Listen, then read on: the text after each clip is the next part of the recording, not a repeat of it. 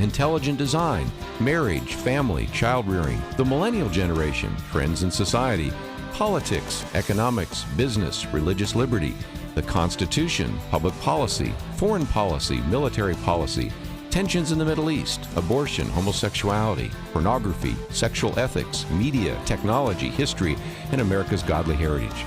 We talk about anything that affects your faith, your family, or your freedom. So don't go anywhere, because Point of View starts right now.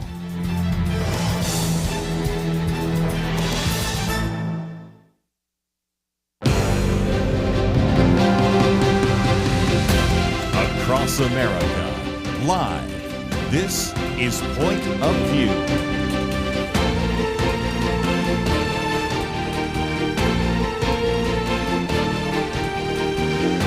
And now, Kerby Anderson.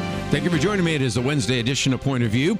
Just a few minutes, we're going to talk about this issue of artificial intelligence. I think you're going to find that very helpful, especially if you're thinking about how you might use it in your own life or in your church or ministries and those kinds of things. Next hour, we'll get into the whole issue of pro-life and learn from a pro-life center in Savannah, Georgia. I think you'll appreciate that. Well, I'm talking about Georgia. For our Georgia listeners, of course, we have the illegal immigrant that was now convicted of murdering the Georgia nursing student Laken Riley. We'll talk more about what that means. And also some of the testimony that came out in Congress. Remember the FEMA scandal? Well, that had to do with the fact that one FEMA representative said, avoid going to the homes where there's a Trump sign. And then we found out that she was not a one-off. This has been going on for some time. Now, this one FEMA contractor told families in Georgia that they better remove their Trump yard sign. Otherwise, who knows, they might not even get serviced at all. So we're learning a lot more about that. And, of course, I've posted a couple of very good articles, one from former Representative Jim Ross Lightfoot about how much experience do some of these cabinet members need to have, and many other topics we will cover over the next 2 hours. But let's get to this issue of artificial intelligence. I'll hold up our booklet that we produced a while back on artificial intelligence to give you a quick read. But this book is anything but a quick read. It's 250 pages of great material written by Jason Moore. He's an author, a keynote speaker, and really kind of a sought-after trainer for churches when they're working in the area of media and production. And he's worked in areas of resource development, training, coaching, and a variety of other areas. He's the author of 13 books, but this latest one, AI and the Church, a clear guide to the curious and the courageous. Jason, thank you for joining us today here on Point of View. Kerby, it is great to be with you. Well, let's get your background for just a minute, because you are a graduate of the Modern College of Design. You are an individual that has really been kind of looking at how we can use artificial intelligence. And as a person that's worked in the area of graphics and design, this is a very important tool to have in your toolbox, isn't it? It is. You know, I am have for my entire career been a fan of any tool that will help us to better communicate the gospel and help people understand the transformational power of Jesus Christ in their lives. And it just so happens that technology is one of the things that can help us do that effectively. So I've been at it a long time, and AI is the latest tool that can help. One of the things that you say is something I've said when we get into this issue of artificial intelligence, and that is people say, well, I'm kind of scared of AI. I say, well, you have one of those in your pocket, and you have a chapter with that title, because in some respects, we already have what I think would be best called a weak form of AI, but explain that if you might. Yeah, so there are kind of two forms of AI. The current one that exists is artificial narrow intelligence, or weak AI. And what is to come someday, maybe, theoretically, is what is called strong AI, or artificial general intelligence. And so we've been hearing in the news that this may come as soon as next year or the year after. And that's basically when artificial intelligence would think cognitively, basically at the same level as human beings. Well, again, one of the things that you talk about early on is Alan Turing. Anybody that's watched the movie about his life can certainly understand this idea of computers. And this is, I think, an important part of that, because just as when computers came on the scene, since I'm a little older than you, I can remember when we didn't have computers in churches. I can remember when we started bringing computers into churches. I can remember even with the previous host of Point of View, Marlon Maddox, when I brought a laptop computer in one day, and I said, I think we're probably going to want to use these more in the future. And he was like, well, maybe, I don't know. It's kind of hard to see whether or not that's going to be that helpful. So in some respects, every new technological development, you have the early adopters, and then, of course, you have all the way at the other end, the laggards. But it seems to me that using artificial intelligence wisely is going to be a real aid to the church and to individual Christians, won't it? Yeah, I think it will. But while my mantra is embrace the technology, I also think we have to be careful to restrain how we use it, because it is such a powerful tool. We don't want to give up too much of our agency to the artificial intelligence.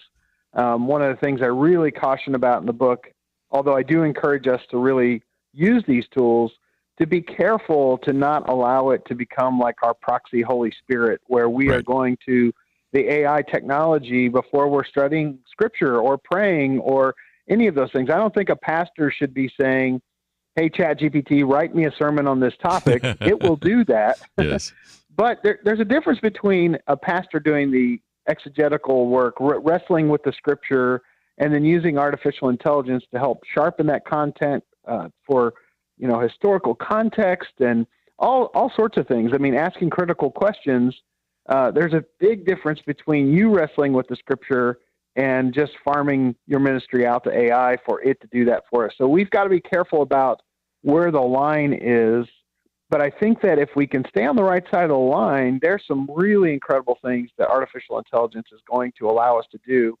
And it's accessible for churches of all sizes, little rural country churches. I'm dealing with pastors sometimes that are nearing retirement age, and they're finding these tools to be really helpful in saving time, but also helping them be more effective. And it's a really exciting time to be the church, because these tools, I think, are unlike anything we've had before and will help us to communicate the gospel in effective ways.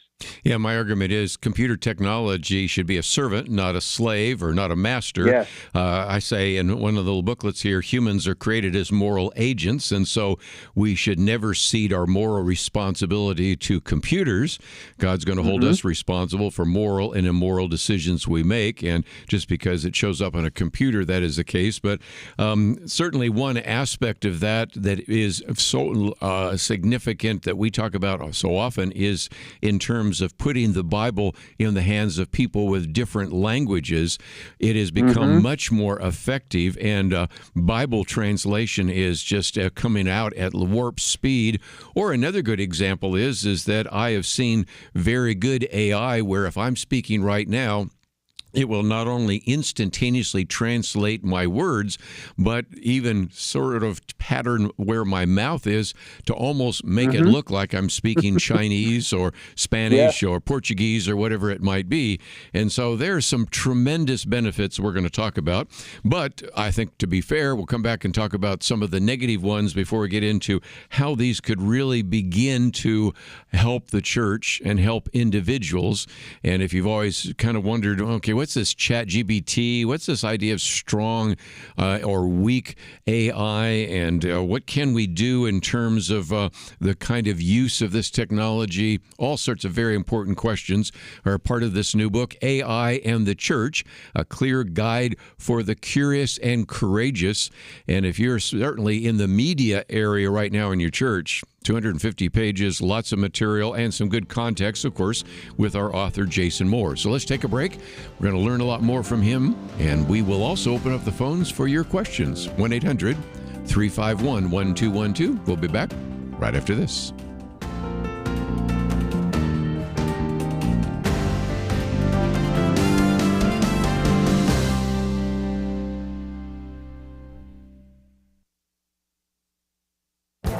This is Viewpoints with Kerby Anderson.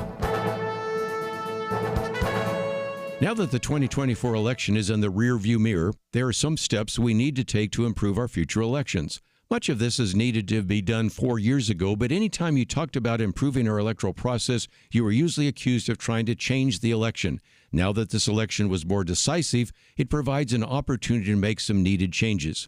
That's why I invited Hans von Spakowski to my radio program. He was a member of the Federal Election Commission, is the senior legal fellow at the Heritage Foundation Center for Legal and Judicial Studies, and is the manager of the think tank's Election Law Reform Initiative. When he is asked about the state of election integrity, he responds that we are in better shape nationally than we were last time, but much depends on which state you live in and vote in. Sadly, he also pointed out there's also a problem with the state attorneys general and secretaries of state who are unwilling to enforce good state election laws. On my program, he talked about the fact that he is often tasked with briefing European election observers.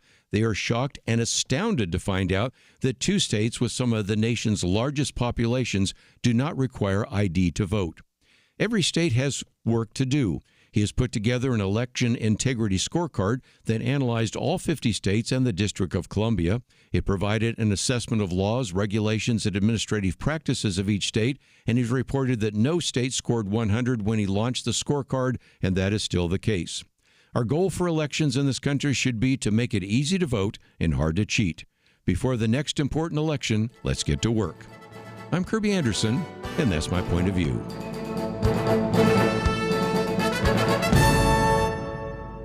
For a free booklet on a biblical view on big data, go to viewpoints.info/data. That's viewpoints.info/data.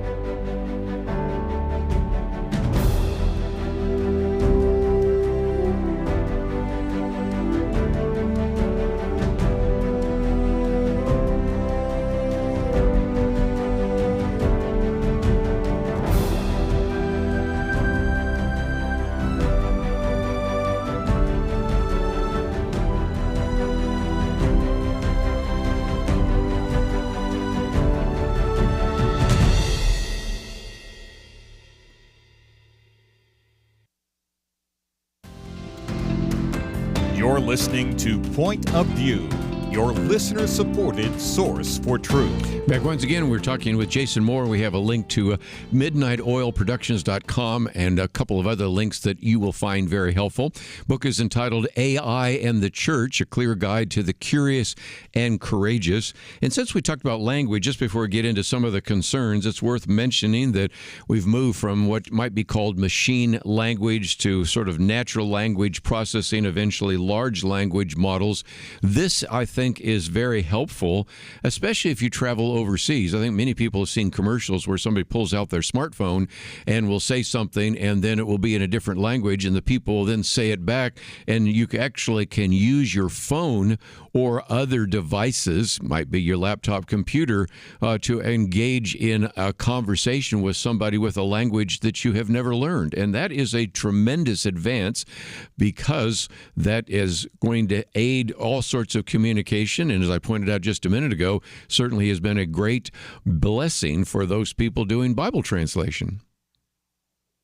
Absolutely. I have some friends that are part of the new Global United Methodist or Global Methodist Church, and they had their convening conference, and I was told that they used an AI software called Wordly, I believe, that in real time would translate whatever the speakers were saying into multiple different languages. I think over a dozen different languages. Yes. And it was happening in real time, which is pretty incredible. And you mentioned before the break a technology that I have experimented with called Heygen, Heygen, and it will let you record video in your native tongue. For me, that would be English. Right. And then take it and and translate it into another language, and it sort of deep fakes your mouth to move with the new language, and it clones your voice, so it looks as if you are speaking in another language in a very native and I've been told even kind of a local dialect sort of way that is pretty remarkable. I think we have to be careful. We don't want to fool people into thinking that Jason learned Spanish overnight, but I think that by saying through the power of AI, I get to deliver this message to you in your native language so that you can really understand in a deeper way what we're communicating here. So there's some pretty exciting possibilities through that technology. Just in Laredo, Texas, and some of the people that were at this conference of college students, or more the adults, did not speak English very well, although we had lots of material on the screen. I think you probably could follow along. We had a person in the back translating and doing it the old-fashioned way, but I thought, boy, if we could begin to have something that is closer to that, that is the case. But, of course, you mentioned deep fakes, and that brings us into Chapter 4, Concerns and Resistance, because everybody is aware of the fact that long range, we start thinking about the Matrix or Terminator, all those kinds of things. Those are further out. But we do have, right now, things like deep fakes and scams, and you write about that. So what are some of the concerns? Yeah, well, I think the first concern I hear all the time from people is that this technology is of the devil, that the devil's in the technology. And it's interesting. I mean, I talk about it in the book in doing a little bit of a deep dive into the way technology has shaped the culture around us over many, many decades. People always tend to be a little skeptical and a little scared of any new technology.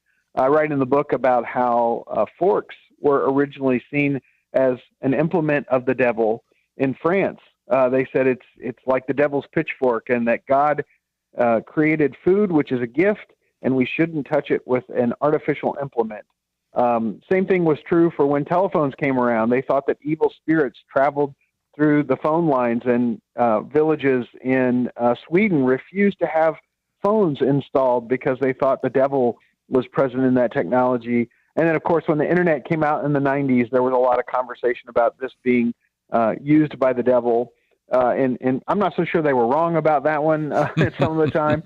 But every technology, I think we have to separate the technology from what can be done with the technology. I don't think that AI is inherently good, nor is it inherently evil. It is what we do with it that can be inherently good or inherently evil. And I really believe that God can use anything to communicate. I mean, if we look at Scripture, we see where God spoke through a burning bush. God spoke through a disembodied hand writing a message on a wall. God spoke through Balaam's donkey. If God tells us he will speak through the very rocks themselves. And so if God can speak through all of those different technologies or those items, I believe God can arrange the bits and bytes in our software and our computers to communicate as well. But we don't want to confuse the technology, again, for the Holy Spirit. And I think that we've got to be careful to not become overly reliant. There are certainly ways that people are misleading people. Fake news is a lot easier there you go. Yeah. with this technology. You may have heard that last year during the primaries, they cloned Joe Biden's voice and did a robocall all across New Hampshire. Mm-hmm. And the robocall said, don't come out and vote. Save your vote for next November. And there were a lot of people that were really confused by that because they didn't even know this technology existed.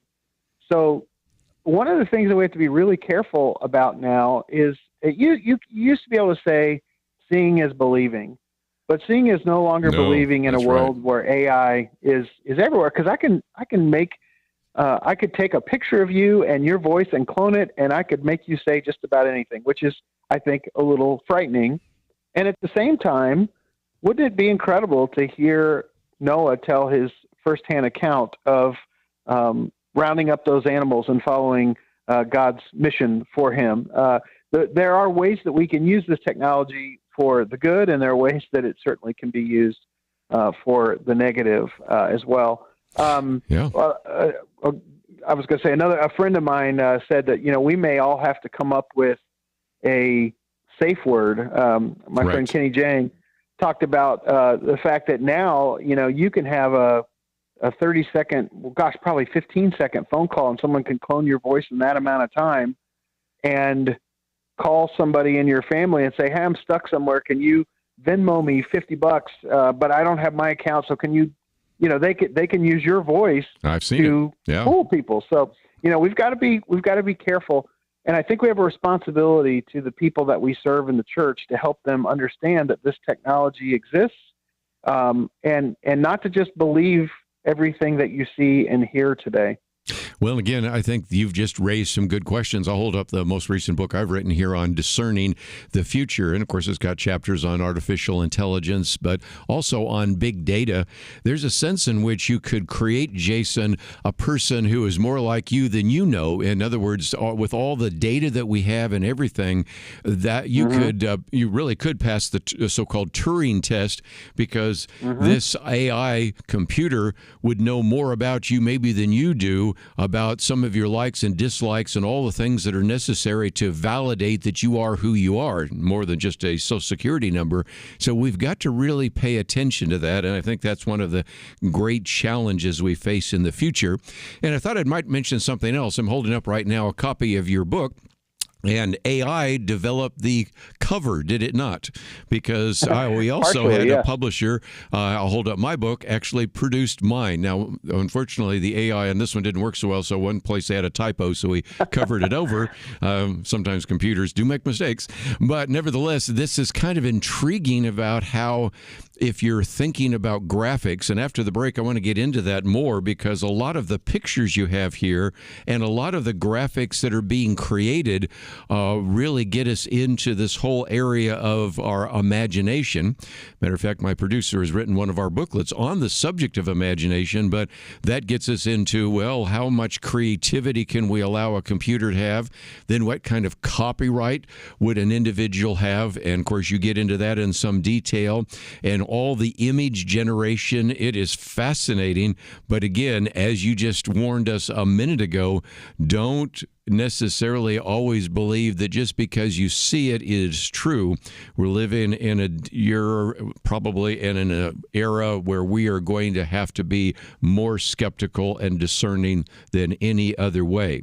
Let me just, as we come into a break, mention we do have a link to your website, and if people would be interested in maybe booking a seminar, maybe having some consultation, maybe learning a little bit more about branding or a media project, all of that is available on our website.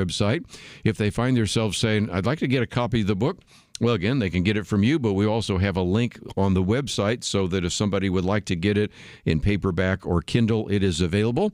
So again, the book is AI and the Church, A Clear Guide to the Curious and Courageous. And when we come back, we're going to talk about some of the image generation and kind of the next level of generation of what this is going to look like. We live in a really unusual time and an opportunity to use these tools effectively. Let's see how we can use them for the glory of God. We'll be right back. The Bible tells us not to worry. And yet, there is a lot of worrying stuff in our world today. Thankfully, the Bible doesn't stop at telling us not to worry. God gives us a next step. He says we need to pray. But sometimes, even knowing what to pray can be difficult. And that is why Point of View has relaunched our Pray for America movement, a series of weekly emails to guide you in prayer for our nation.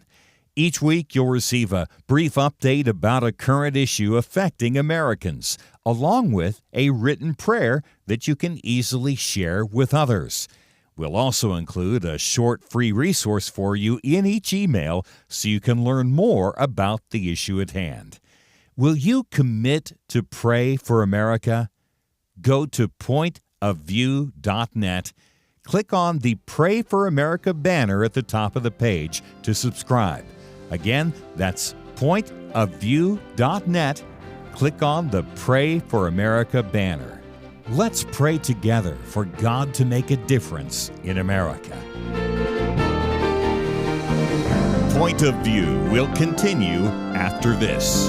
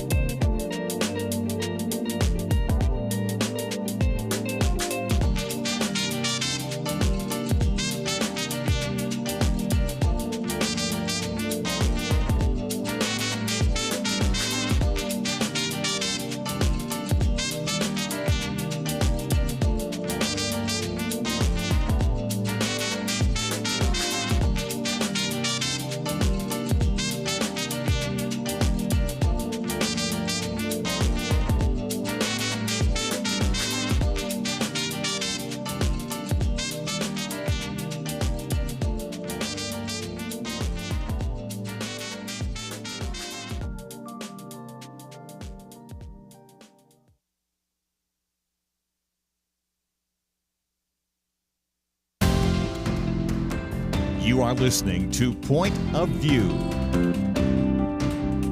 The opinions expressed on Point of View do not necessarily reflect the views of the management or staff of this station.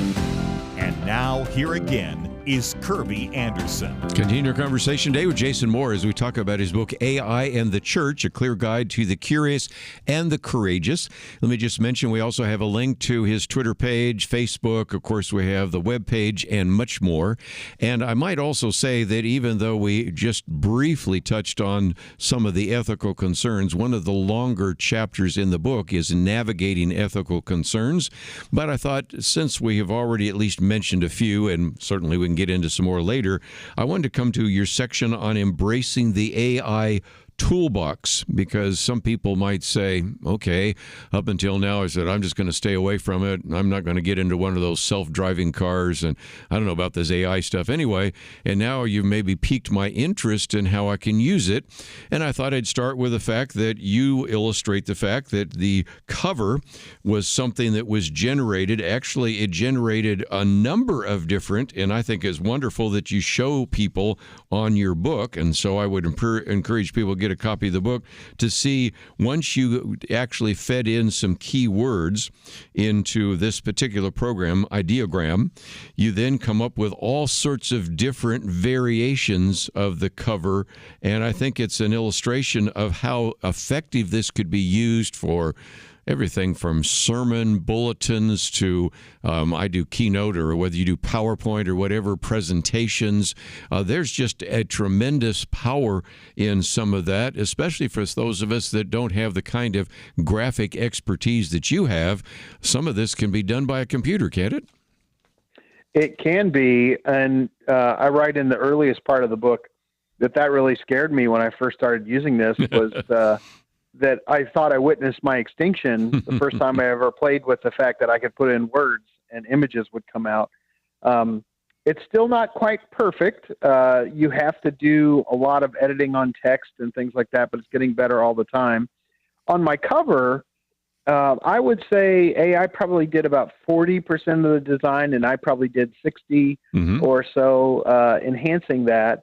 One of my philosophies when I think about AI is that AI should be a do it with you, not a do it for you. Right. So it's really a collaboration between us and the artificial intelligence. But if people want to get started with this, Google has an app called Gemini, which will generate images, and you can ask it to create an image, and you can kind of put in some text. The one that I use for the cover, my favorite one of all when I'm doing design work, is called Ideogram, Ideogram. I believe you can generate 10 images a day for free. I'm on a paid account. There's another app called midjourney.com, which does really convincing stock photos. So any of your listeners who have ever looked for stock photo probably know that it can be really hard to find what you're looking for, especially when you're trying to illustrate biblical stories and things like that. The beauty of these apps is that if you can learn how to talk to them, and I have a whole chapter on how to do that, you can pretty much design whatever's in your head. And so it excites me that you don't have to have my 30 years of experience as a professional graphic designer who has mastered Photoshop and Illustrator and other tools. You can bring your concept, your big idea to the table, and AI can help you render that and execute it. And one of my favorite statistics is that we are 65% visual learners as a culture, and that learning increases by 400% when you use image to teach. So if you want people to remember your sermon, your Bible study, your whatever, if you have an image to go with that, people are much more likely to retain it, and that's where transformation begins to happen. So and again, AI can help if you're using social media, memes are sometimes so much more. They always say a picture's worth 1,000 words, and sometimes a graph, as I've said, is worth 1,000 words because it illustrates so much and it just clicks instantaneously. Now, you can also, of course, do generative video. Now, that's not quite as good, but again, these are just incredible advances that you probably couldn't even have imagined about when you were actually in school learning about design, could you? Absolutely. So right. And one of the things I talk about in the book was that when the church that I got my start at, I began as a graphic artist, and we were pretty intentional about trying to create representations of Jesus that were not super narrow or limited. Oftentimes we kind of create Jesus in our likeness. He was from the Middle East, so, having him be a blonde-haired, blue-eyed guy Not with a working. mullet and, that kind of thing. So I can remember many times 25 years ago taking an image into Photoshop and silhouetting and that kind of thing. The beauty of AI is that I can describe Jesus as a Middle Eastern person and say where he's standing and what the lighting looks like and all those kinds of things, and it will render it. We do have to be careful, talking about those ethical concerns, that there is sort of some bias baked into the technology. It's not that AI is biased, but it trained on human art and human writings and all of that, and humans are biased. So if I say Jesus, it probably is going to give me somebody who looks like he's from Alabama. But if I use the right words, I can describe a Jesus that might look more like Jesus looked from where he came from in the world. And so I find that to be a very encouraging and exciting thing, that people can bring their ideas to life in ways that they couldn't before. And even as a graphic artist, I mean, it saved me so much time rather than having to construct something. I can use AI to build it, and it almost always matches what's in my head. And again, you work with pictures, I work with words, and the same kind of bias that you mentioned also exists because these AI computers were trained using certain kinds of text. And of course, if a lot of the text is Wikipedia, it's not always accurate, but some of the others were other kinds of text. So it's just important to pay attention to that. But another aspect of what you talk about are chat bots. And I thought that is something that maybe we should delve into for just a little bit. We've talked about kind of words, we've talked about pictures, but then the interactive nature of chatbots. You even talk about how to come up with the best way to communicate with those. But can you give us some guidelines and direction there? Yeah, generally speaking, one of the ways that we don't succeed in our interactions with AI, if you've ever tried it and thought, this just doesn't seem as impressive as everybody seems to make it out to be, it's probably that you haven't really learned to talk to it quite yet. And it does use natural language processing, which means that I can talk to it like I talk to a person. But the most important thing for your listeners to remember is that it's really not just a command or a query, but a conversation. And when you approach it like a conversation, it becomes a very different experience. So I have a whole methodology in the book that you can check out that talks about how to talk to it. Just a few things to remember. You want to help it know the task that you want to execute. You want to help it understand the role that it's playing when it interacts with you. You want to give it rich context about what your target is and who you're writing for. And there are a bunch of different things that when you bring all of that to the conversation, and also it's not about just one prompt, but giving it feedback and saying, no, that's not what I mean. How about this? Or a really important question to ask a chatbot over and over, regardless of which chatbot you're using, is, do you understand? If you'll ask the chatbot, do you understand? Sometimes it will come back and say, I need a little bit more information. And that just helps to clarify the conversation, and you get better outputs when it understands you. One of the other things you do is help people choose the right chatbot, because I've talked about, and we just mentioned in passing, ChatGPT. Of course, you have Gemini, and you've got Grok, and Jasper, and a variety of others. And I've mentioned sometimes that each one of those might have a particular bias that you need to be aware of, but also you need to understand kind of what you're looking for, because each one of those has some strengths and weaknesses, don't they? Yeah, so ChatGPT is sort of the most famous one because it was out first. It's a great sort of general chatbot. It's probably the one I go to more often than any other, but it also tends to, and this is a technical term that folks may not be familiar with yet, hallucinate. That is actually the term for when an artificial intelligence makes stuff up that's not real. It does that sometimes. Yes. ChatGPT tends to do that more than another app called Claude, which is by a company called Anthropic. What I really like about Claude is that its outputs tend to sound a little bit more human. it's really good at that. Grok, as you mentioned, that is the X, or formerly Twitter. Right. That's their AI. It tends to have a little bit more of an attitude. It's a little more like talking to a hipster or something. Gemini is definitely more straight and narrow. I find that Gemini, or Google's offering, tends to be so kind of conservative and locked down as far as what it will say, that sometimes it's frustrating for me, because it's like I'm always running up against kind of restrictions that it's put in place. So Sure. I find that using a combination of all of those is really helpful. We're going to take a break, and we'll come back, talk a little bit more about what is in the book, AI and the Church. All that coming up right after this.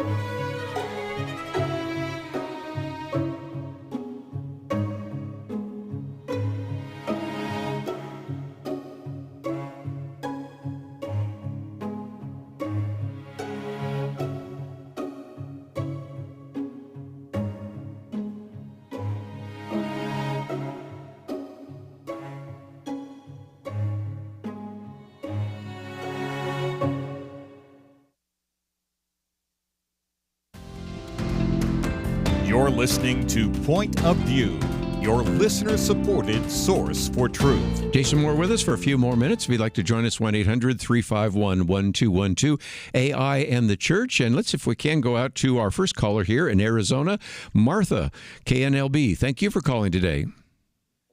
Thanks for taking the call. My question is the best way to use AI or chatbots for visually impaired people. My mom is blind from glaucoma, and Siri argues with her. So if she wanted to listen to Point of View or have Siri go to Point of View, Siri doesn't do it very well. Is there some recommendation or something that the fellow who knows all about AI can tell me about that? That's a great question. Most of the apps now are either what is known as multimodal or are becoming multimodal, meaning that they can communicate in multiple different modes of communication. So it used to be that you had to type everything in with your fingers. ChatGPT actually has an app for a phone that you can talk to.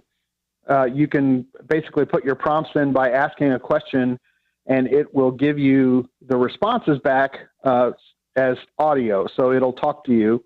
And it has very fluid conversations. They just updated the conversational nature of it, and it's really quite impressive. So I would encourage you to check out the ChatGPT app on your phone, and you'll be able to prompt just like you would with your fingers, but with your voice instead. Thank you. Okay. Just before we run out of time, you did mention the idea of hallucinations. And really, again, this chapter on navigating ethical concerns is important. And that's a thing to look out for, because what you have occasionally is with these chatbots, they'll just make things up. So you have the issue, first of all, of citing. There are some classic cases of citing law cases that never existed in a particular legal brief.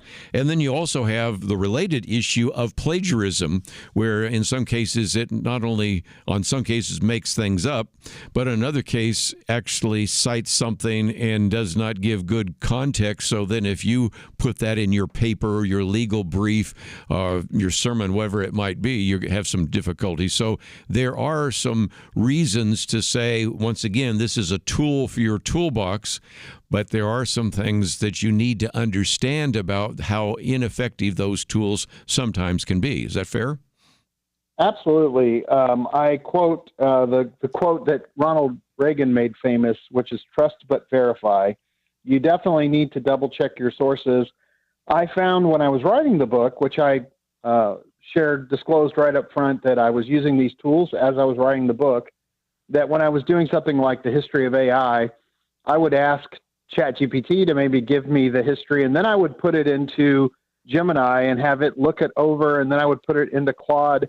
So I actually had the chat bots all sort of checking each other. Very good. And sometimes it would tell me where I can't find any verification or background information that goes with that. So you definitely want to check your sources. Definitely read through those scriptures that it gives you, because I've even had the earlier models make up scripture. So you've got to be careful and mindful. In the same way you would if you were Googling something. Not everything that's online is accurate either. Right. You mentioned Wikipedia earlier, and there's a lot of false stuff there. Yes. So again, in the very back, you have, of course, some of the advanced tools. You have things about AI video and other tools and resources and the rest. So there's just some great material in the book. But I suspect there are probably a few people now, Jason, that might say, well, I'd like to contact him and find out a little bit more. We have a link to midnightoilproductions.com. And Can I give you one other link? Please do, because we want to have as many of those posted as possible. Yeah, AIandthechurch.ai will get you right to information on the book, which you can reach out to me there. But also, you can download a sample chapter there, which is 10 ways to use AI in the church. And so that'll be an opportunity for you to kind of pick through and see, like, how does this actually work? Again, AI in the Church, a clear guide to curious and courageous. But if people go there, what's available to individuals that want to contact you and learn a little bit more about how to use these technologies, or maybe have you do a seminar, or maybe provide some consultation? What's available for some of our listeners?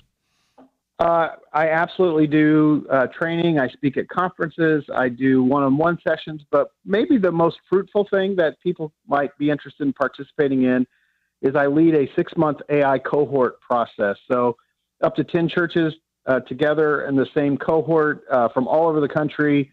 We do 6 one-hour sessions. Every church in the cohort gets a one-on-one where I will help you through anything that you'd like to learn about AI.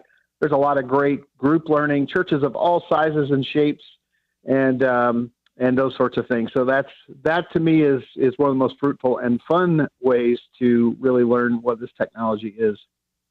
I might just mention, too, Chapter 10 is 10 ways to use AI in the church. So if you're in church ministry, if you're a Sunday school teacher, a small group leader, a pastor, you can certainly see that. And then you got a final chapter there that deals with the future of AI. And if you think some of this is mind-blowing now, just imagine when a little bit more of that is refined. And in some respects, some AI computers teach other AI computers, as you talked about a minute ago. Some of the chatbots correct some of the other chatbots. We're just in a whole different world, and it's one of the reasons why I encourage people to really think about a career in computers and in this area of AI. It is the future, and that's one of the reasons we talked about it today here on Point of View. So, Jason, thank you for writing the book, and thank you for giving us an entire hour today to talk about it. Well, thank you so much for having me on. It's been great chatting with you, and keep up the great work. We're going to take a break, and when we come back, we're going to talk about some other issues, which I think you're going to find very helpful. Let me just mention again my little booklet, free of charge, on artificial intelligence, something you can read in 10 minutes, whereas, of course, his book, AI on the Church, it will take you a long time. It's 250 pages, just chock full of great material, and so if you wanted to learn a little bit more about that, that is certainly the case. Well, we're talking about the arts. I thought I'd also mention that some of you may have an opportunity to go to He Rules the World. Some people have called it a musical or even a rock opera, but it has been put together, written and directed by Peter Emerson, but also an individual we've had on this program, Kevin Sorbo, provides the narration, and it takes really some of the old Christmas songs, animation, things like that. Premieres, first of all, December 11th at the Waco Hippodrome Theater, but later on, as we learn a little bit more about other ways in which you can view that, we'll certainly focus on that. But if you got something to write with, let me give you the website so that you can do the investigation that you would like to do. And the website is very simple. It's www. and then herulestheworld.com. Pretty easy to remember, herulestheworld.com. That, of course, is this musical that I think you will be interested in. And as you know, so often we try to educate you about certain kinds of media, whether it is movies or music or whatever, because I think that is so very important. And I just thought I'd mention again, if you go to that website, herulestheworld.com, you'll have all the information you need in that regard.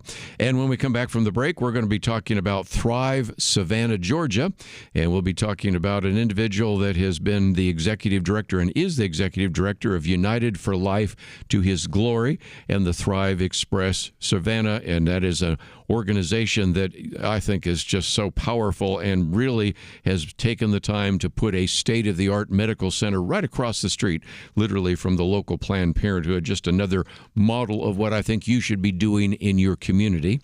But as we go to a break, don't forget that if you found some of this very interesting, like to listen to it again, or pass it on to someone who's interested in design and graphics, you might click on that button that says watch or listen and send some of that material on, because I want to educate us on how to use these technologies wisely here in the 21st century. Let's take a break. We'll be back with more right after this. Many years ago, they began saying that we live in the information age. Well, today there is so much information coming at us from every direction.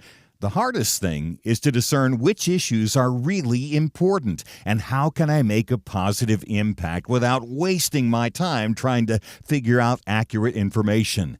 Let me give you a suggestion to help with that. Visit pointofview.net, look at the tabs across the top, find the one named Viewpoints. Kerby Anderson and others on our team are constantly watching for news to identify those issues that you really need to know about. They boil things down in a brief summary, and then you can decide if it's something on which you want to learn more and get involved. Again, when you go to pointofview.net, click on Viewpoints, you'll see exactly what I mean. You'll see the issues that we are covering right now. And when you like what you see, I honestly think you will, you can slide on over, enter your email, and get them automatically sent to your inbox each day. That's it. Take a minute now, be informed. Pointofview.net, click on Viewpoints. Point of View will continue after this.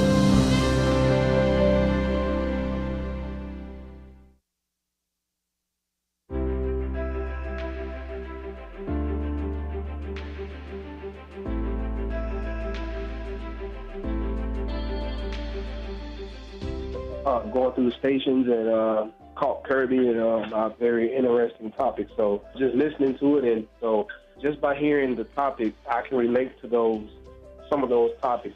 But it has impacted my life a lot. I enjoy listening to the station.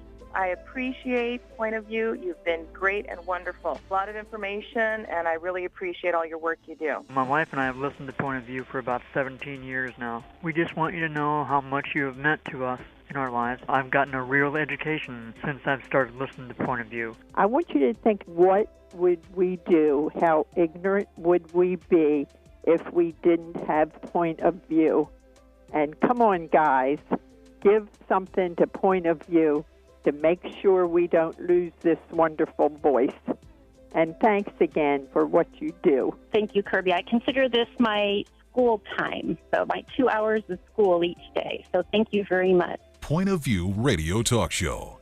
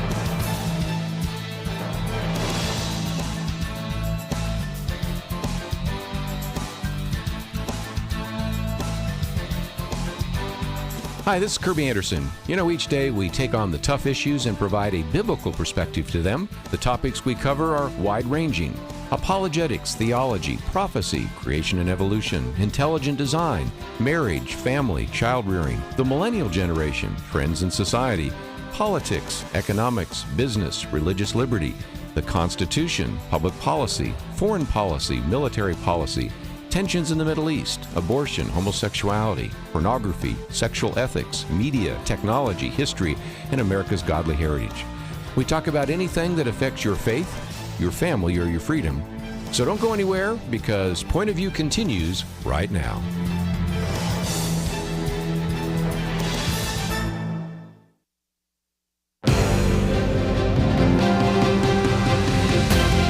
Across America, live. This is Point of View.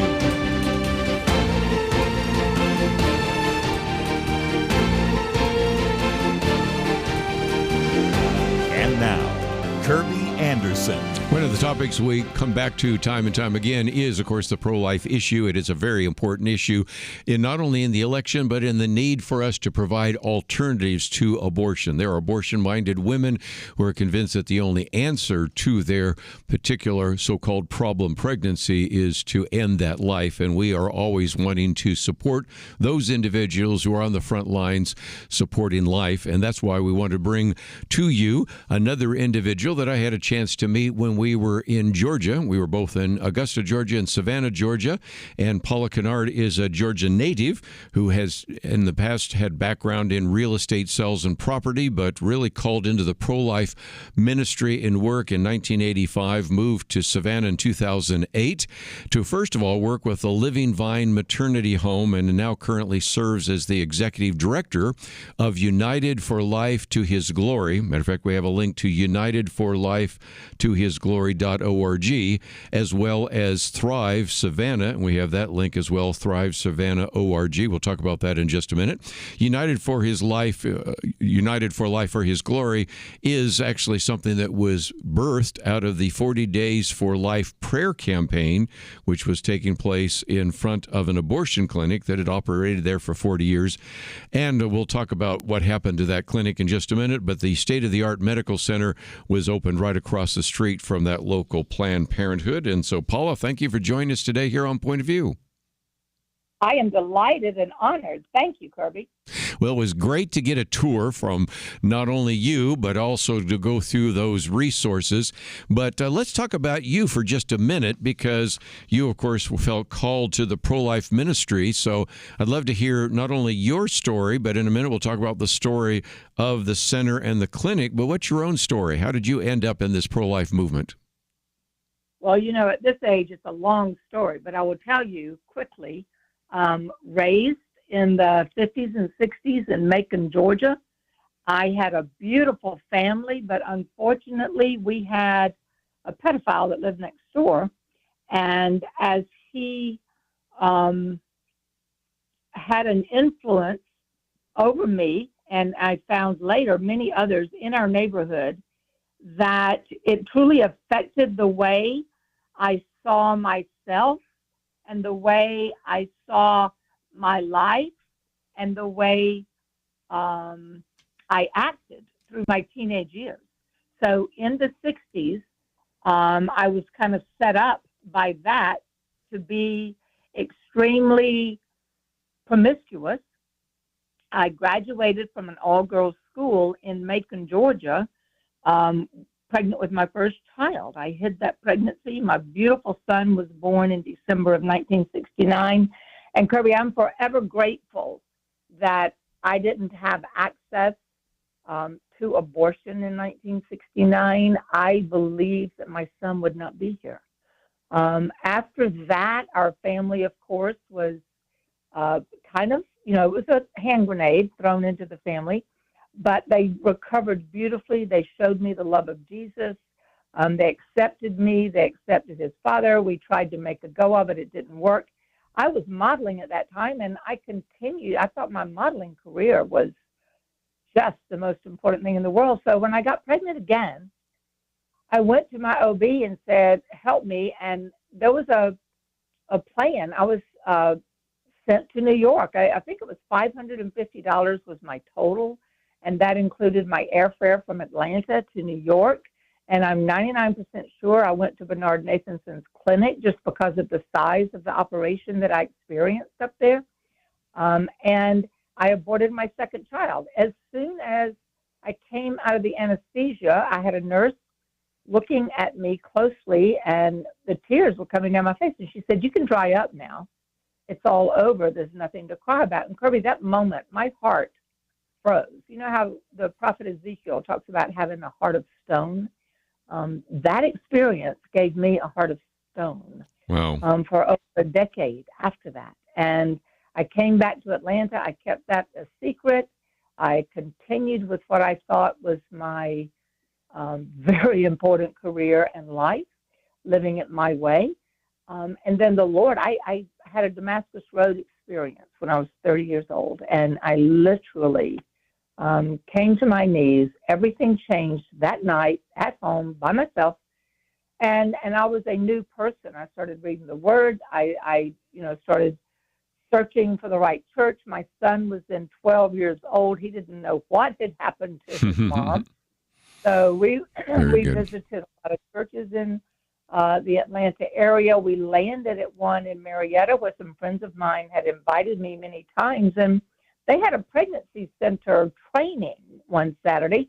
And to this day, there's no reason I went to that except for the hand of God. There were a couple of hundred women there. I sat in the back, and that was when I came face to face with what I had actually done and the horror of that. And so I stayed. I stayed the whole day for the training. I left. I had wept. I kept going to the restroom and weeping. The little lady sitting at my table petted me on the arm and said, "Honey, I don't think this is for you." And I said, "You're right." Just a few weeks later, the pastor of that big church called me and he wanted a conversation. So I went to his office, and he and his business manager, of course, he never met with a woman alone. So the three of us were in his office as he basically offered me the job as director of their pregnancy center. And I literally became the dragon lady. And I said, well, first of all, I said, "Oh, I can find you somebody." I know. He said, No, Miss Paula, I think it's supposed to be you. And that's when the dragon lady came out, and all of that pain from all of those years just exploded. And he said, "Well, Miss Paula, would you please pray about it?" And I said, "No, you need to pray about it." I was rude. I was angry. He didn't know what to do. He and his business administrator, I'm sure they were calling security. You know, we have a crazy lady in the house. But I finally shouted at him, Kerby, across his desk, "You don't understand. I've had an abortion." And he just sat back in his chair with his arms crossed. I mean, I've got the picture in my head. He goes, "Well, Miss Paula, did you think that's all the more reason why you should?" And I just was unglued. So good. He asked me to pray about it. I said, "No, you pray about it." And just a couple of weeks later, I heard myself resigning from a very nicely paying job I had in property management that gave me the flexibility to model as well. And I took on a pregnancy center in 1985. Well, we're going to take a break, and when we come back, I want to talk about, of course, not only the United for the organization that we've just talked about, United for Life to His Glory, but also ThriVe Savannah. And again, if you have some comments or questions, we certainly do encourage your phone calls, 1-800-351-1212. But also, I hope that you'll begin to maybe learn some lessons as we talk about how important it is to have a pregnancy center, a medical clinic, maybe even a mobile unit, certainly ultrasound, all sorts of things we're going to talk about. And if you already have something like that in your community, can I encourage you to volunteer? If you don't, maybe you can begin to do the same thing that Paula did and begin something like that in your community. Let's take a break. We have a lot more to cover. We'll do that right after this.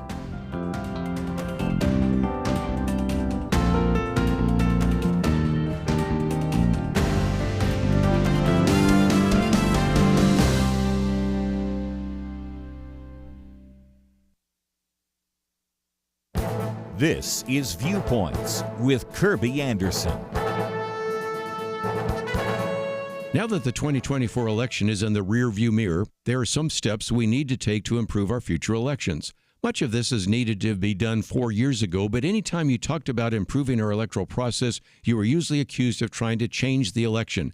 Now that this election was more decisive, it provides an opportunity to make some needed changes.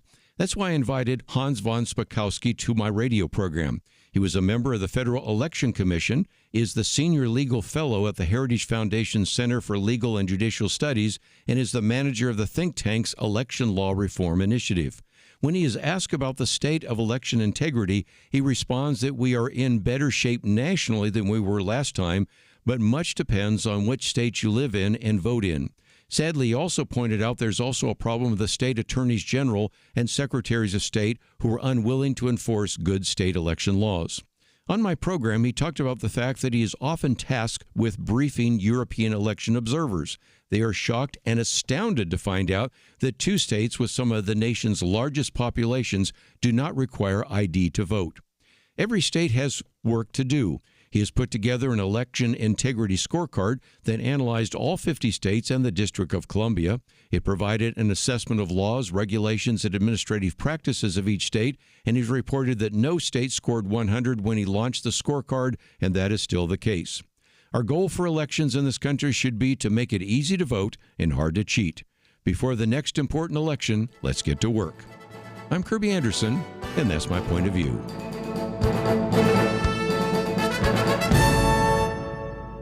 For a free booklet on a biblical view on big data, go to viewpoints.info/data. That's viewpoints.info/data.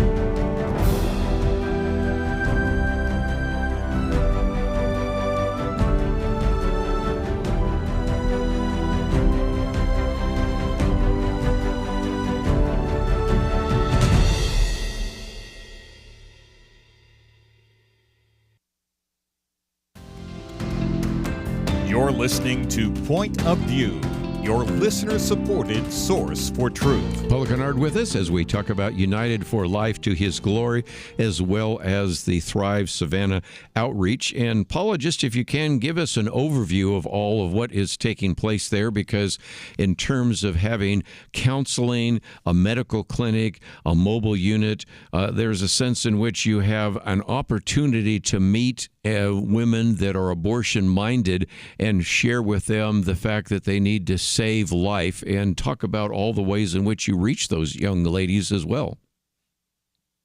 Kirby, you're exactly right. Our focus is on women who are seeking abortion. And as in my case, there are over 80% of women who seek abortions believe it is their only choice. Over 60% of women seeking abortions are being coerced by a man. So when we hear the phrase, it's a woman's choice, there's nothing about that is true in the reality of what's happening in our land with abortion. ThriVe Savannah came, and we have actually opened our medical office directly across the street from the local Planned Parenthood office. And we have a mobile medical unit, a beautiful bus. You saw that, very bright pink, hard to miss. It's kind of a billboard. Our list of free services are on the side of our bus. And we park in front of Planned Parenthood for 4 hours every day that they're open, Monday through Friday. Our goal currently is to extend that to cover their full day. But right now, our success rate, we do not protest. I want you to understand that we're not protesters. We are prayers. And being in front, we offer young women, we offer them a gift bag that includes some treats, a salty treat and a sweet. We give them a lot of information. Again, there's a hard push to get your abortion, to get it fast. Don't think about it. Don't ask any questions. Just get it done. And I know that is not wise. That is not wisdom in any sense. So therefore, we ask them to stop and think. We give them a check sheet, an abortion check sheet. We ask them, have you had your pre-abortion screening? And that involves a pregnancy test. It's a lab quality test administered by a registered nurse in our center. And then we ask, have you had an STD test lately? Because anyone who is sexually active, of course, may have been exposed to sexually transmitted diseases. And we will not only test, but we will treat for those diseases. Mm-hmm. We test for HIV. Of course, we can't actually treat for that, but we will help them. We will refer them to an infectious disease specialist. And then the one that you mentioned that is so powerful is the ultrasound. Yes. And we offer limited obstetric ultrasounds at no cost. We give them, a picture of their baby. We have an ultrasound machine that is magnificent. It gives them, they get a chance to hear the heartbeat, and they can see the tiniest of babies. Somewhere a little over 5 weeks, we can usually get a glimpse. If the baby is 6 or 7 weeks, we really can. And of course, Georgia has a law now that we call our heartbeat bill, that anything after around 6 weeks, if they can detect a heartbeat, they're not supposed to proceed with an abortion in Georgia. There's so much misunderstanding about that. That's one of the things that we do, is try to speak the truth to women. You mentioned ThriveSavannah.org. We keep the facts about the law. We have women, Kerby, that believe if they're having a miscarriage or if they go in, that they could be arrested for aborting their baby. I mean, there's so much miscommunication. Our goal is to speak the truth in love, to come alongside these women, to tell them what abortion really is, to let them know that it is the only decision they can make in an unplanned pregnancy that is 100% irreversible. I love to share my story with women, and I let them know I had no idea that 50 plus years later, that abortion is very real to me. And I've had one of the young ones look at me and she goes, over 50 years and you still think about it? I said, every day, darling. Yes. Every day. Yes, I do. So today you can choose a different option. And that's what we do. We talk to them about, what do you need? One girl told us that she just couldn't have another baby because she couldn't take all those babies to the laundromat because she didn't have a car. And I said, okay, so wait, let me get this straight. Unbelievable. We walked with her. She chose life. We helped her get a transportation, but we helped her marry the father of several of her children and that baby. Mm-hmm. And she's actually placed for adoption. So we want to show them that if you commit your ways to the Lord, He will open doors. He will make a way when there seems to be no way, that He will provide. Let's, if we can, too, mention that we do have links to both of these websites, United for Life to His Glory.org and ThriveSavannah.org. And let me, just before I run out of time, talk about your success rate because you have been able to save so many babies and also save so many souls. Can you give us the latest numbers? Well, we have seen over 7,000 young women, Kerby, face-to-face. We have presented the gospel of Jesus Christ 3,700 times. Out of that, we know of 1,688 babies who were scheduled to be aborted that have been saved. Mm-hmm. And that is from February 18 to October of 24. So that is a little over 6.5 years, and we stand amazed. We've handed out over 1,500 Bibles. And the abstinence conversations that our nurses have with young women about the value of their body And we talk to them about their identity being from God, not from what has happened to them. You know that the sexual abuse in our world is at an all-time high. Right. And that distorts people's thinking about themselves. So we let them know you are not what has happened to you, but the God of creation gave you an identity and a destiny before the world began. And that's what we want you to tap into. Again, I think if one of the things I want people to do is to certainly, if they're in the area of Savannah, to go and visit your clinic to get a chance to meet you. But even listeners across the country, if there are some things that you could share with them, I would encourage people to go to your websites, contact you, because they may have a pregnancy resource center in their community, or they may need to start one, or would like to start one.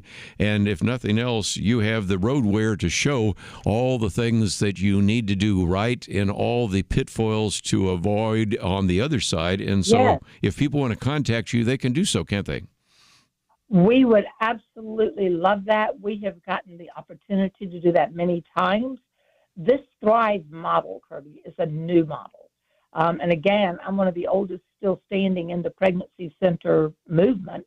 And I can tell you that this medical clinic, full medical, run by nurses, where we offer these young women pregnancy testing, STD testing and treatment, as well as the ultrasounds, along with the gospel of Jesus Christ, has made a huge difference. We've had over 1,100 women in our center pray a commitment to Jesus Christ as their Lord while they were with us. That's incredible.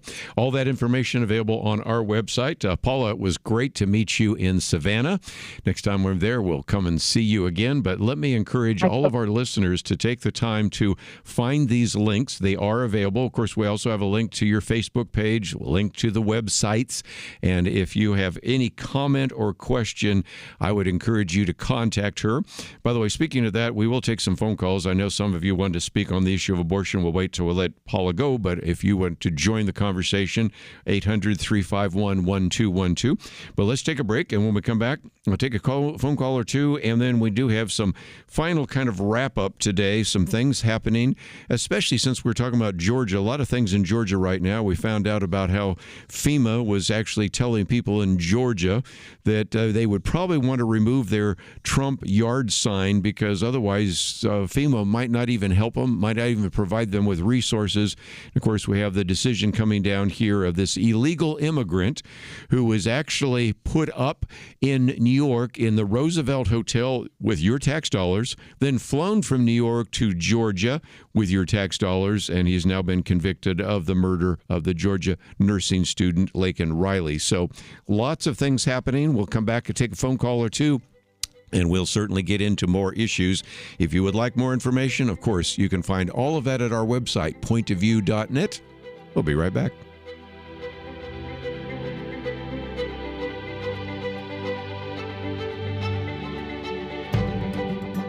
At Point of View, we believe there is power in prayer, and that is why we have relaunched our Pray for America campaign, a series of weekly emails to unite Americans in prayer for our nation. Imagine if hundreds of thousands of Americans started praying intentionally together on a weekly basis. You can help make that a reality by subscribing to our Pray for America emails. Just go to pointofview.net and click on the Pray for America banner that's right there on the homepage. Each week you'll receive a brief news update, a specific prayer guide, and a free resource to equip you in further action. We encourage you to not only pray with us each week, but to share these prayers and the resources with others in your life. Join the movement today. Visit pointofview.net and click on the banner Pray for America right there at the top. That's pointofview.net. Let's pray together for God to make a difference in our land. Point of View will continue after this.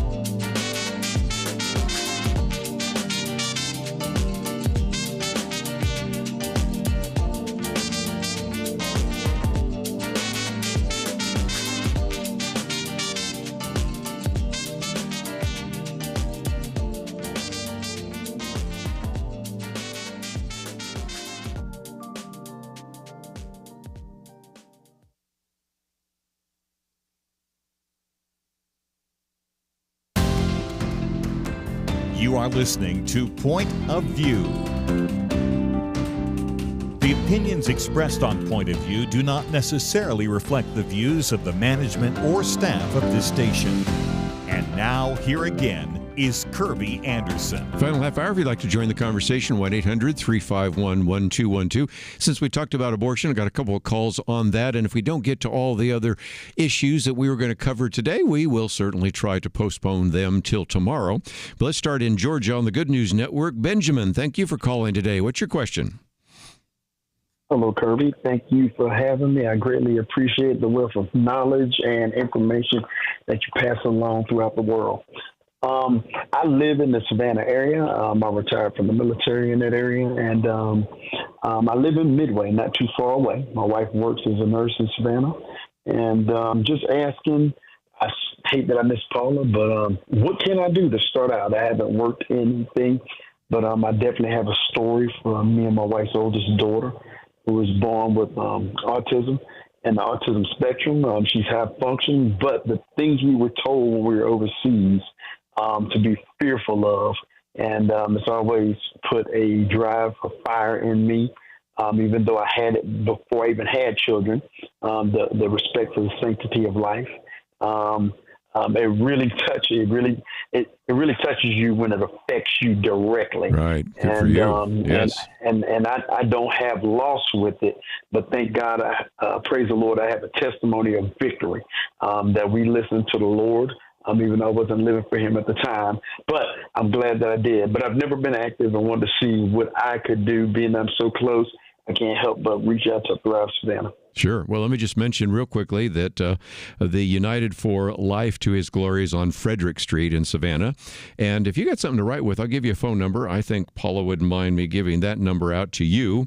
And, of course, I think a lot of people go to the website anyway, United for Life to His Glory. And one of the things I found, my wife will tell you, I probably speak at more Pregnancy Resource Center banquets than anything.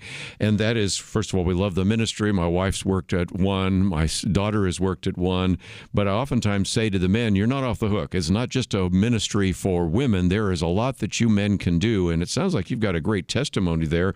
And the testimony you could give to the young men that come in sometimes, not always, but sometimes, I think you would just be a great resource. But again, her number is 912 and then 777 7148, 912-777-7148. But, of course, you can find that on the website, too. And I would encourage you. You've got a story to tell. And I think I've wanted to even do a whole program on autism. We've done one, but it's been a while. And it seems to me that maybe we should do another one. So, Benjamin, I appreciate your testimony. And maybe we can call on you again to share some of the things you've learned. Yeah, well, thank you. I greatly appreciate it. And may the Lord continue to bless you and all concerned and work with Point of View. Well, again, Benjamin, listening on the Good News Network. By the way, we love all of you at the Good News Network. Of course, we were up in Augusta where the headquarters is. And, of course, we have a chance maybe in the future to meet Benjamin there in Savannah. Let's go out to Arizona because we've also been out in Arizona. And I think, Paul, you want to speak to this issue of abortion as well, don't you? Yes. Can you hear me okay? I sure can. Okay. I'm on a cell phone and it goes in and out. I got a couple of questions I would like to ask you before I explain why I called. Okay. Is the United States Constitution the supreme law of this land? Of course it is. Sure it is. Now, this is an important thing to look up and read. I don't think there's any law that prevents you from reading it over the air. I've been researching these issues for over 50 years, numerous issues I've heard on your program, and I have the answers to many of the questions. Okay. Can we move it along a little bit? Because I want to get to some other callers, too. Yes. There's a Supreme Court ruling of 1833 on the definition of one word.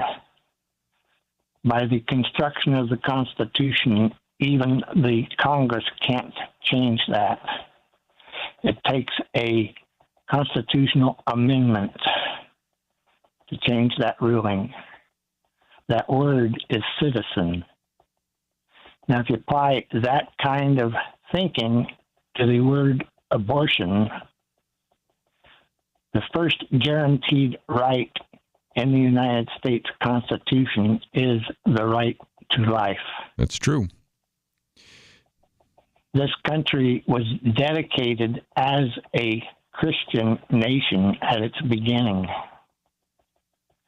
The Constitution follows the Christian Bible. Now, since the birth of a child begins at conception, that is a new life. Again, and you're going pretty slow, but I think I can kind of finish that off, and that is the argument that was made in the original decision of Roe versus Wade is that, yes, the Constitution does protect persons. That's the 14th Amendment, and that a person is a citizen.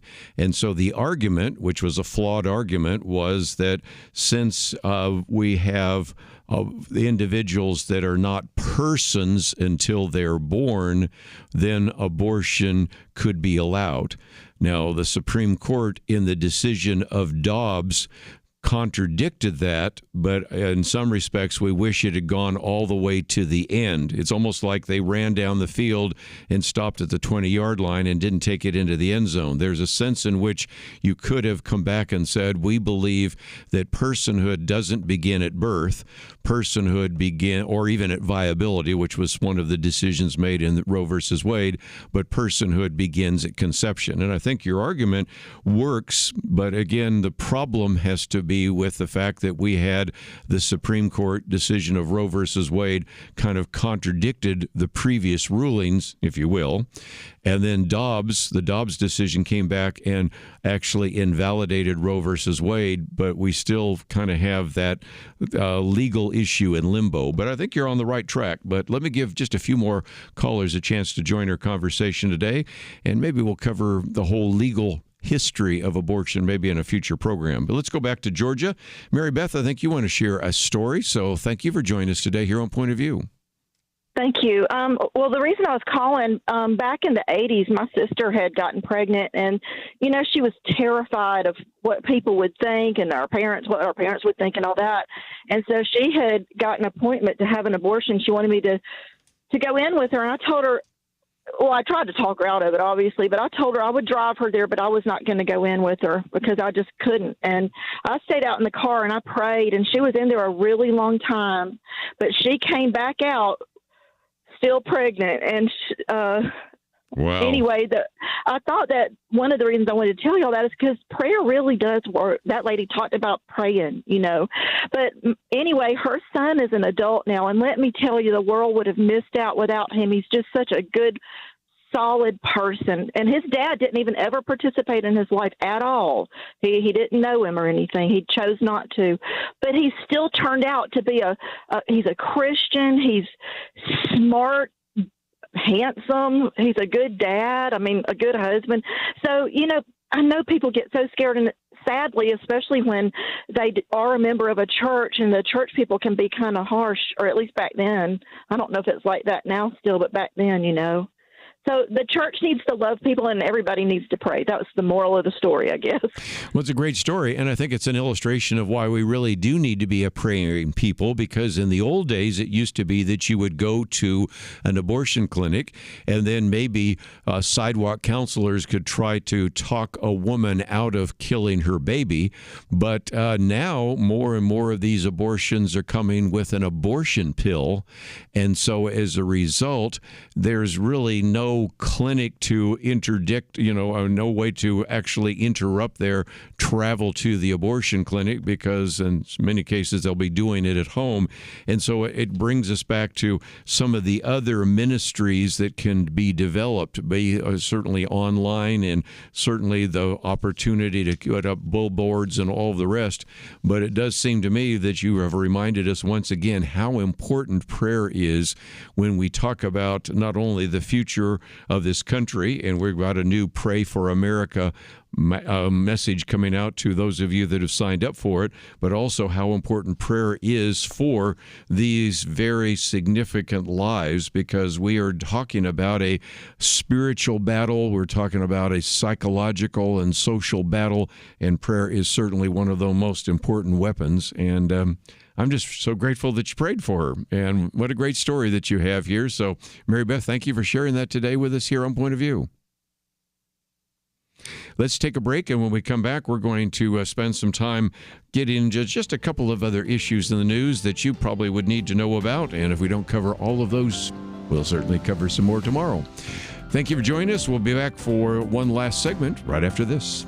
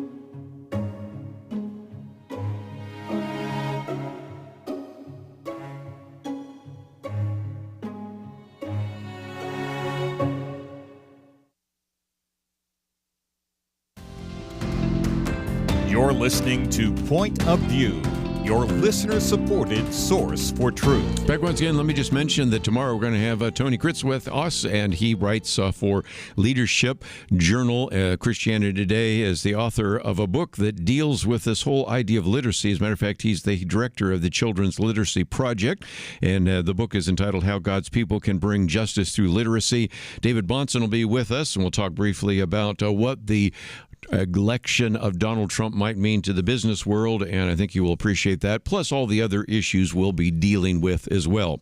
One of the articles I've posted comes from Jim Ross Lightfoot.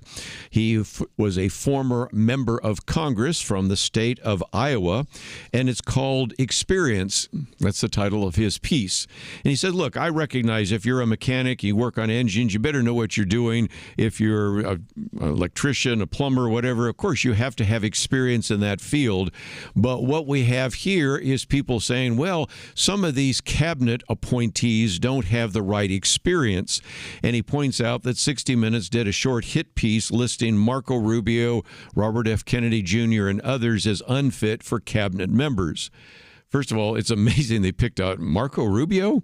Senator Marco Rubio's most recent book is on foreign policy. He served in that particular committee in the United States Senate.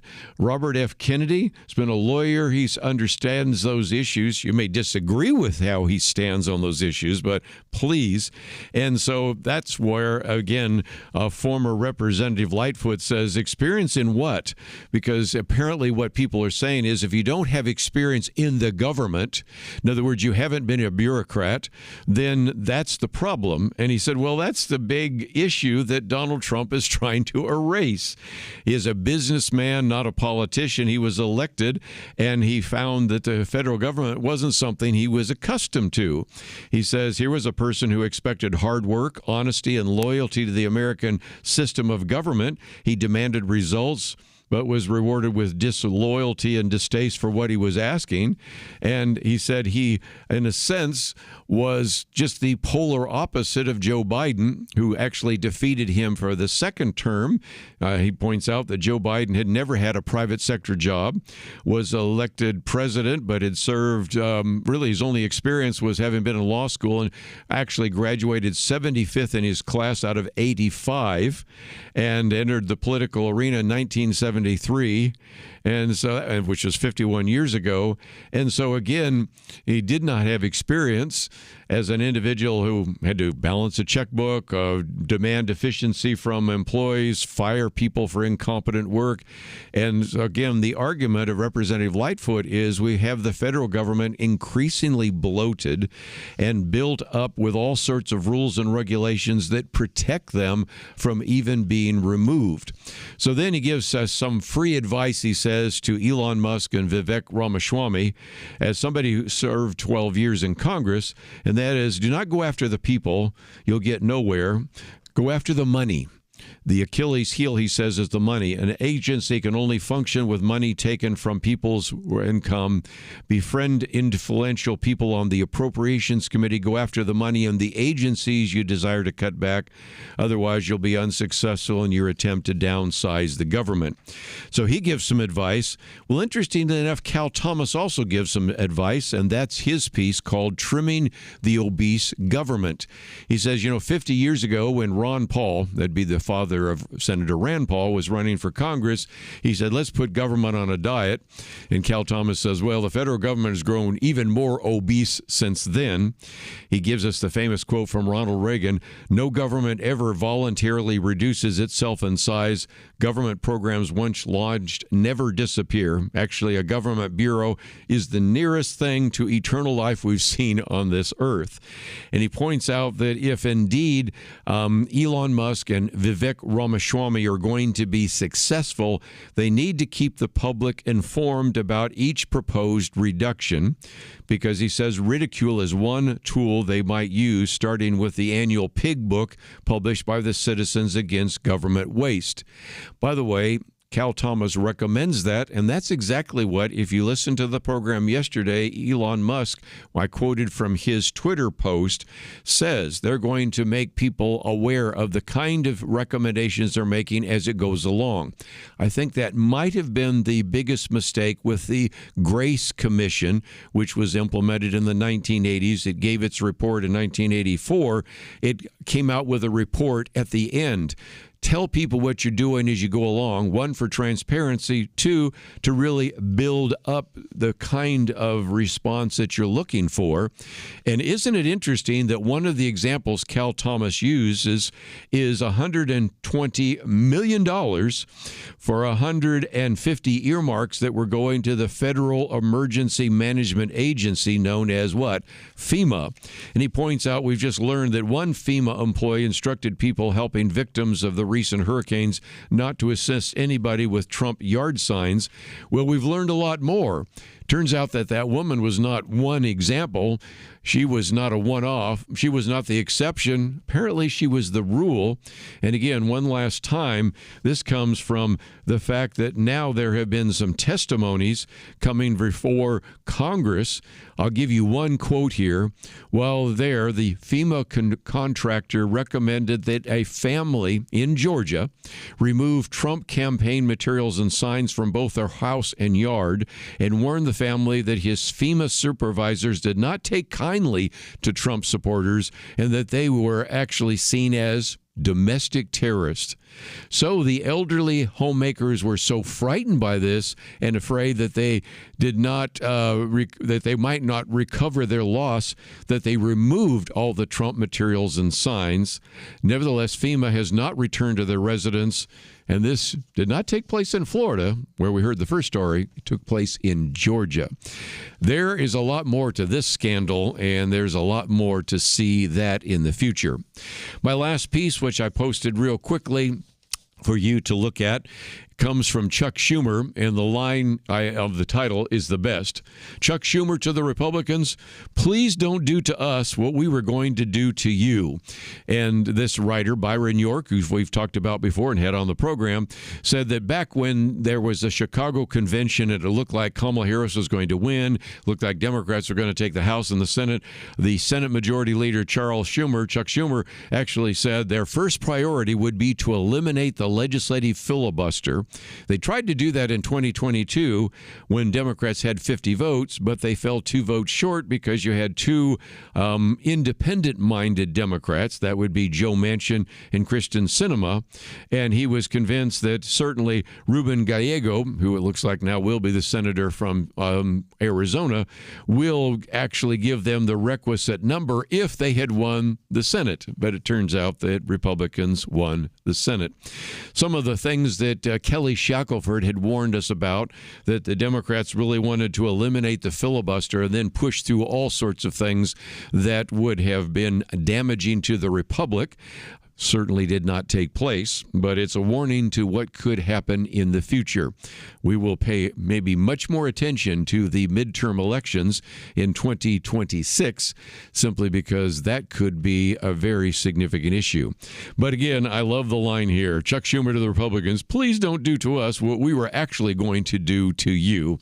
And it tells you everything you need to know about the current mindset of the Democratic Party, at least in the United States Senate.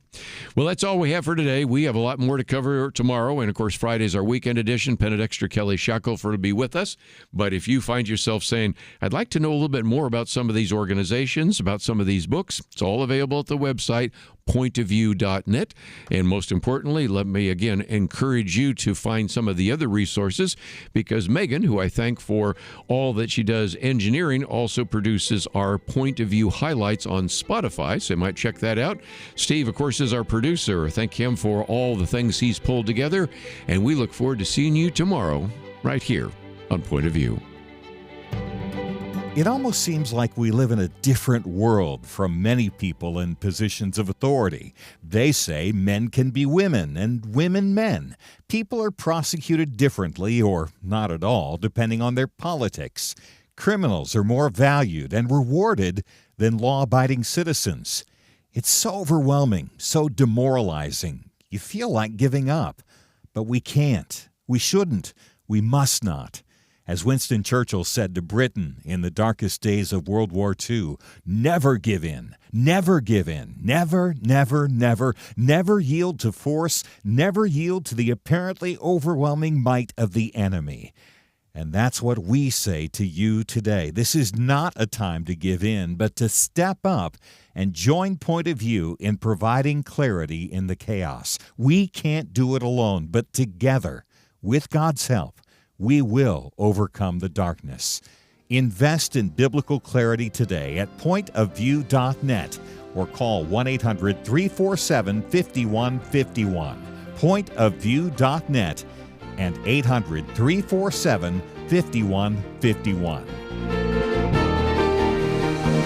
Point of View is produced by Point of View Ministries.